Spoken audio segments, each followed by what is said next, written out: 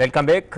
સાબરકાંઠા જિલ્લાના ઈડરથી રાજસ્થાન તરફ જતા હાઈવે પર આવેલા ભજપુરા ગામ નજીક એક ચોંકાવનારી ઘટના બની, જેમાં અજાણ્યા બાઇક ચાલક દ્વારા 5 વર્ષની બાળકીનું અપહરણ કરાયું। આ ઘટનાએ સમગ્ર વિસ્તારમાં હડકંપ મચાવ્યો।